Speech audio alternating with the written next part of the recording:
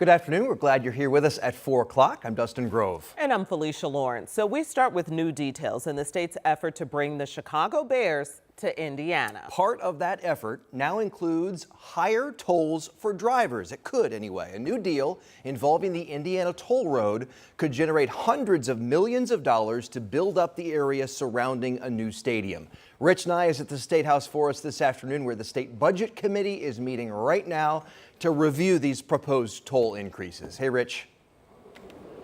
And those toll road increases are one of the last items on the agenda for the State Budget Committee today, which has been meeting since 1 o'clock, just over my shoulder across the hallway here on the 4th floor of the Indiana State House. And we have not reached that agenda item just yet. Now, the Indiana toll road is operated privately through a lease.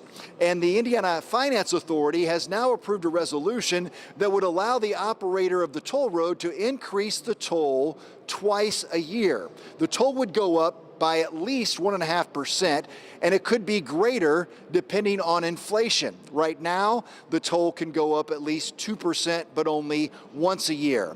Now, these toll road increases are intended to help finance road and infrastructure improvements to help pay for a proposed stadium in Hammond for the Chicago Bears. The toll would raise $700 million to be paid to the state for those purposes. But here's the big but. Even if the Bears don't come to Indiana, the tolls keep increasing. And that has Democrats asking why.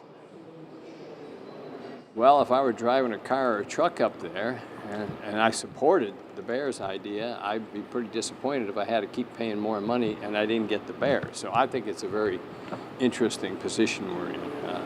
I think we're reaching into this kiddie jar called the toll road and grabbing some money out rather than having a coherent tax strategy in this state. We don't have a coherent tax strategy, and this is one of the consequences. Now, if the Bears stay in Illinois, that $700 million could be used for road and infrastructure improvements in one of 7 northern Indiana counties, but the the toll increases would keep coming. This deal also requires the operators of the Indiana toll road to spend $25 million on toll road improvements. Again, this is waiting to be heard in front of the State Budget Committee, which is still meeting this afternoon in what has been a sometimes contentious meeting on other topics today, hence the long meeting, and while we're still waiting for them to take up this issue. Dustin and Felicia. Okay, we can understand a lot of emotions tied to money at the State House. Rich and I, thank you.